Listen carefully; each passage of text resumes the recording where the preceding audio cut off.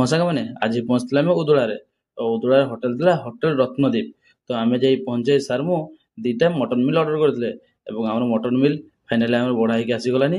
ତ mutton meal ସାଥିରେ ଦେଇଥିଲେ କ'ଣ ଏଇଟା ଶାଗଟେ ଅଛି, ଏଇଟା ଆଳୁ ଭଜାଟେ ଅଛି, ଏଇଟା କ'ଣ କୁନ୍ଦୁରି କୁନ୍ଦୁରି ନା ପୁଟୁଳ କୁନ୍ଦୁରିଟା, ଏଇଟା କ'ଣ ବରା ଗୋଟେ, ଏଇଟା କ'ଣ ଚିଲି ଗୋଟେ ଅଛି, ଆଉ ଗୋଟେ ଏଇଟା ଆଳୁ ଭଜା, ଏଇଟା ବଡ଼ିଚୁରା ପ୍ଲେଟ୍ଟା ଦେଖିପାରୁଥିବେ। ଏଇଟା କ'ଣ ମଟନ୍ ଲୋ କି? ମଟନ୍ଟା ଆସିଛି ଗୋଟେ ପିସ୍, ଦୁଇ ପିସ୍, 4 ପିସ୍ ମଟନ୍ଟା ଅଛି।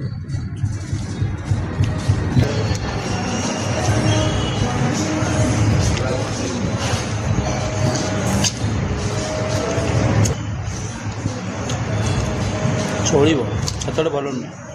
ସତରେ ସାଙ୍ଗମାନେ ମିଲ୍ ଥିଲା 200 ଟଙ୍କା, ବଟ୍ ମଟନ୍ଟା ଆଦୌ ଭଲ ନଥିଲା, ପୁରା ଖରାପ ଥିଲା। ହଁ ସାଙ୍ଗମାନେ ଆଜି ପହଞ୍ଚିଥିଲେ ଆମେ ଉଦଳାରେ। ଉଦଳାରେ ହୋଟେଲ ଥିଲା ହୋଟେଲ ରତ୍ନଦୀପ। ତ ଆମେ ଯାଇ ପହଞ୍ଚାଇ ସାର୍ ମୁଁ ଦୁଇଟା ମଟନ ମିଲ୍ ଅର୍ଡର କରିଥିଲେ ଏବଂ ଆମର ମଟନ ମିଲ୍ ଫାଇନାଲି ଆମର ବଢ଼ା ହେଇକି ଆସିଗଲାନି। ତ ମଟନ ମିଲ୍ ସାଥିରେ ଦେଇଥିଲେ କ'ଣ ଏଇଟା ଶାଗଟେ ଅଛି, ଏଇଟା ଆଳୁ ଭଜାଟେ ଅଛି, ଏଇଟା କ'ଣ କୁନ୍ଦୁରି କୁନ୍ଦୁରି ନା ପୁଟୁଳ କୁନ୍ଦୁରିଟା, ଏଇଟା କ'ଣ ବରା ଗୋଟେ, ଏଇଟା କ'ଣ ଚିଲି ଗୋଟେ ଅଛି, ଆଉ ଗୋଟେ ଏଇଟା ଆଳୁ ଭଜା, ଏଇଟା ବଡ଼ିଚୁରା ପ୍ଲେଟ୍ଟା ଦେଖିପାରୁଥିବେ। ଏଇଟା କ'ଣ ମଟନ୍ ଲୋ କି?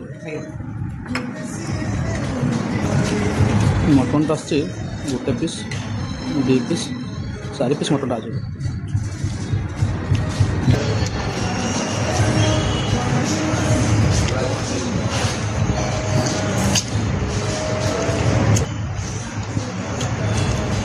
ଚଳିବ, ସେତେବେଳେ ଭଲ ନୁହେଁ। ସତରେ ସାଙ୍ଗମାନେ ମିଲ୍ ଥିଲା 200 ଟଙ୍କା, ବଟ୍ ମଟନ୍ଟା ଆଦୌ ଭଲ ନଥିଲା, ପୁରା ଖରାପ ଥିଲା।